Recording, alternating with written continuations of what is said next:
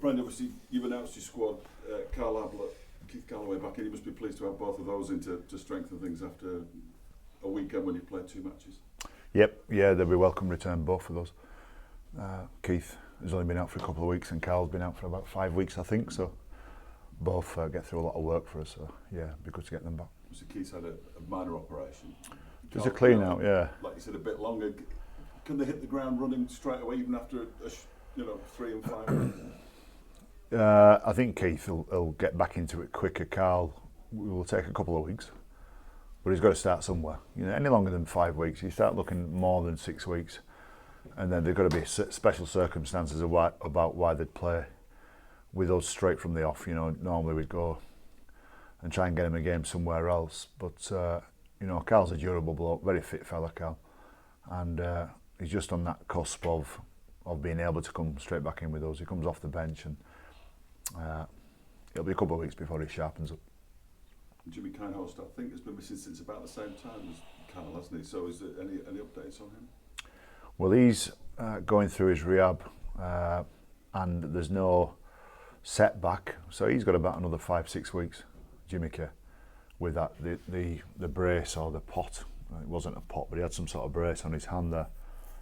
He's off now, and he's just got to really start to getting the muscles and the tendons and the ligaments and all sorts of things in his hand all strong now. So the operation went well enough. The healing process, or the actual operations, worked after a number of weeks, and now he's just got to get his arm back, I suppose. So it's a waiting game, that one. With it being his arm, presumably he can carry on doing an awful lot of the fitness work that you would expect him to do at this time? Yeah, from now on he could. He wasn't able to do. He wasn't, and we didn't want him running and being flogged up hills and all sorts early, because there'd have been no point to it, because there come a point in time where once he wouldn't have been able to move too much. He really was immobile with his arm was in the pot there, and well, it was only a little thing in his little finger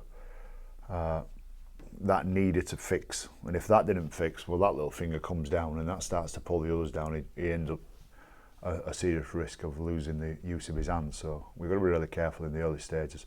Now that's all knitted and that's healed, now we can start pushing him a bit.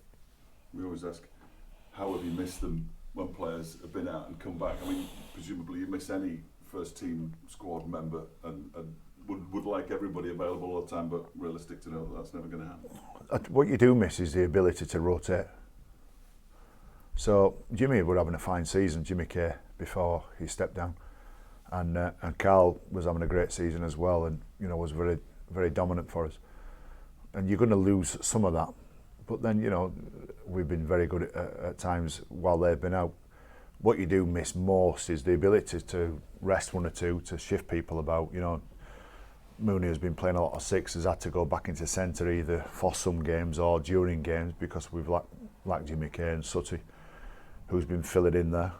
It stretches it when you look. We lost Ash Golden as well, so just that rotation, it stretches it a bit. And you're coming off the back of another double-header weekend, and you've got the shortest of turnarounds for this game of any of the other teams. Is that in your mind when you pick the squad, when you pick who will start and how you rotate things? It is, in terms of what prep you get, which is very limited amount of prep. So we're it's not something I'd planned to do, and we at the moment we're coaching via whiteboards and TVs and emails and private conversations here and there, rather than what we can do on the field.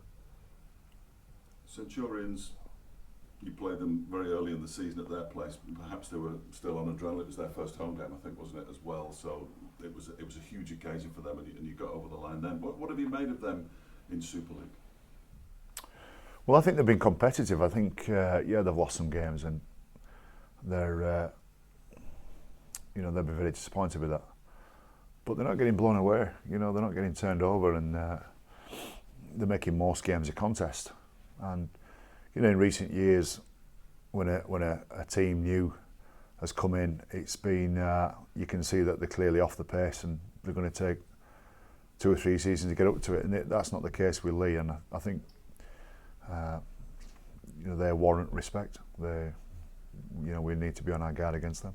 They've done it though they're going full-time professional perhaps 2 or 3 seasons before they came into Super League, so perhaps that's made a difference, do you think, to the way they've started? I agree, and I think their recruitment strategy, their squad health, if you want to call it that, certainly their squad numbers for a number of years now, and they've been a standout performer as well. They haven't just been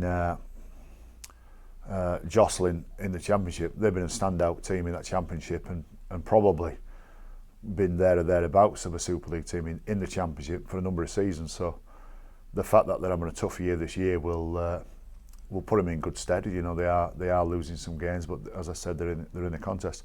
I think I would describe them as healthy. You know, they're not. I won't use any statements like they're they're on a downward spiral or they're sliding I think they'll shore it up soon, and we're getting ready for a good version of them. And what have you made of the season so far in terms of the table? I'm just interested to know what you think, because Saints and Wigan outside the 4, Salford and Wakefield in it, most people, I imagine, wouldn't have guessed that at the start of the season. Yeah, I mean, I've got no strong opinion on that. Credit to, Castleford, who have been a standout. Credit to Salford, who again have been a standout, and he's been doing a good job, as Chris Chester with Wakefield. Wakefield players have been playing really well. You know, they started some of that towards the back end of last year, so I've got no overall judgment. There's a conversation to have about it, a different conversation, but in my assessment of the league at the moment is I don't think there's anything wrong with it. It is all levelling out, as well. I think we've discussed in the past, haven't we? It's just a levelling out process as far as the cap's concerned. Yeah. Brian, have you reflected on last weekend? Is it, and maybe simplifying it slightly, is it consistency that you think you're missing, or perhaps just a matter of 2 games over the weekend with some key squad players I think missing? you're correct. You are simplifying it, yes. Have you reflected on it since then? I'd find it hard to judge my players after playing the second game in 3 days, midway through a season after we've already done that. I thought we were very competitive, really up for it. Never at any stage did we some days things don't go well for you, or some days it just doesn't seem to happen. I don't think that was one of those days at Widnes. I thought we've really had a crack. We played a team who are fighting for their lives. We played a team who, I think 7 blokes didn't play the previous Friday. They came into the team fresh, and some of their best players were part of that group.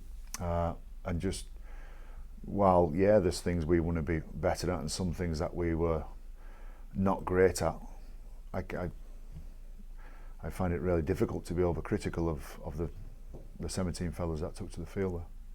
Talk about the competitive nature of Super League, and I know you've spoken about the table already. With regards to Widnes, perhaps eyebrows were raised. You were expected to perhaps get 2 points in that match. Are you feeling sort of not a similar pressure, but faced with sort of a similar scenario where they expect you to get a result against Leigh here? No. In terms of the top of the table and Cass, do you think it's fairly nailed on with the league leader shield, or do you think it could perhaps open up? Oh yeah, listen, they're in a strong position. I don't know if it's nailed on, but they're in a strong position. I think that the momentum is a big thing, and if Castleford maintain some of that momentum, which I think opposition teams can have a bearing on it. We haven't given up on league leaders. It's going to be difficult, but we haven't given up on that. There's still enough games left, and whether teams do their prep on Cass properly, I suspect a lot of teams are not doing their preparation on Cass good enough. I think too many teams and too many people in the game, and I'm hearing far too many people say, "Oh, they'll drop off, Cass will drop off." They won't. They're playing well. They're extremely well coached. Well, what's happening at Castleford isn't a fluke. It's planned. It's something they've been building towards for a number of years, and I think Castleford, too many people in the game are thinking that they'll go through a stage of dropping off. I don't think they will do. I think they'll carry on that, and whether they lose games or not will be whether teams stand up and have a crack and do the prep and play well against them, and not get done by the same play. that Castleford are getting a lot of teams with. That make a lot of likeness to when Michael Maguire came to St Helens and brought in the repetitive block plays just across the field, and we all know what Wigan were going to do, but not many teams could maintain that level of defence for the same number of plays that they threw at you in offence, and eventually they broke it down. And over a number of seasons, people got used to and got better at defending that level of consistency. Now Cass aren't as structured and as mechanical as Wigan was in 2010, 2011. But they have got one or two things that they do over and over and over, and I don't think teams are doing enough prep on Castleford. And I think if anybody wants to halt Castleford's momentum, stop crossing your fingers and just hoping that they'll drop off. Let's go do something about it. Let's go catch them. In terms of that then, and we talk about some of the experienced players that you perhaps have missed, the Carl Abletts, do you think that your squad has a reasonable balance between the youth who have stepped in this season? We've seen a couple of youth players, for example, stepping into the fray, and that experience. Do you think you've got a decent mix this year? Our youth have done a far better job this year than they did last year. Last year was in extreme examples, an extreme situation for our youth to step in. But the Ash Goldings and the Liam Sutcliffes, who are still regarded as youth, the Ash Hanleys have all come in and done a good job for us. But that process with us has been going for 2 or 3 seasons. They all started playing in 2015. Some of them fellas, and Sutty has been playing as long as 2013. So, and then some of those old stagers we've got are no slouches as well. They're doing a great job. But between Danny Maguire and Rob Burrow on Friday night against Warrington was as good as they've ever been. Playing a different game, Mag's more so playing a different game than what he has been, but his effect on the team is as strong as it ever has been. And when Rob, did his stuff there